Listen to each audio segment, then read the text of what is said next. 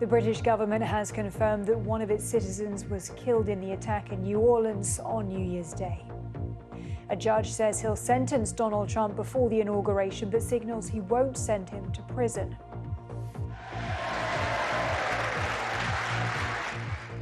And Trump's pick for House Speaker Mike Johnson narrowly holds on to the position. Here in the U.S., Apple will pay $95 million to settle a court case over some of their devices listening without the user's consent. The tech company was accused of eavesdropping through its virtual assistant, Siri. Apple says they did nothing wrong and claims that it failed to delete conversations recorded as a result of a Siri activation without consent. A class action lawsuit has also been opened. Court documents say claimants who are based in the U.S. could be paid up to $20 for each Siri-enabled device that they owned from 2014 to 2019. The U.S.'s top diplomat will travel to South Korea this weekend as the political crisis there enters its second month. In an announcement in the past few minutes, the U.S. State Department says Secretary of State Antony Blinken will depart Saturday for talks in the capital, Seoul, followed by stops in Japan and France. It comes after bodyguards had an attempt to arrest impeached President Yoon Suk-yeol. Mr. Yoon is under investigation for insurrection after he attempted to declare martial law last month. A court in Seoul issued a warrant for Mr. Yoon's arrest Tuesday after he repeatedly failed to appear for questioning into that probe. Early Friday morning, anti-corruption investigators arrived at the presidential palace to serve that warrant, but they were blocked by members of the Presidential Security Service. That refusal triggered an hours-long standoff and raucous protests outside the presidential compound. Investigators later retreated, and they're now asking the country's acting president, Choi Sang-mok, to order the guards to hand over Mr. Yoon. The U.S. Surgeon General proposed that alcoholic drinks should carry warnings about the risk of cancer. Vivek Murthy said that alcohol is the third most common preventable cause of cancer after tobacco and obesity, and is responsible for 20,000 deaths every year in the United States.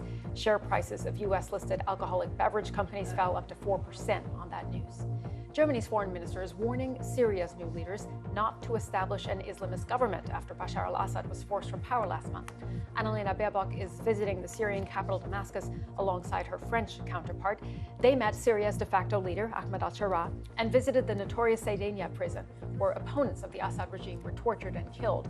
It is the highest level visit by Western powers since the rebel group Hayat Tahrir al-Sham seized power.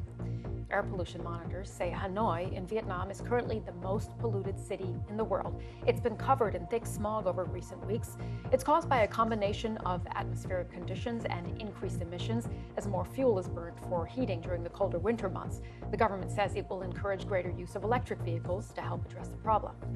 And U.S. President Joe Biden blocked the takeover of U.S. Steel by a larger Japanese firm as part of his campaign promise to keep jobs in the U.S. Mr. Biden called national security concerns the reason while rejecting a bid by Nippon Steel. He said U.S. ownership is important to keep the country's steel industry and supply chain strong. Weather warnings for snow and ice have been issued for parts of the UK. The Met Office says heavy snow over the weekend could affect travel. The most severe warnings cover northern England, the Midlands and much of Wales. I'm Nicky Schuller live in Leeds, as well as many parts of England. West Yorkshire, in particular the Pennines, is bracing for severe snow. In other news, former US President Jimmy Carter's 6-day state funeral starts with procession through Georgia. It follows his death at age 100 last Sunday.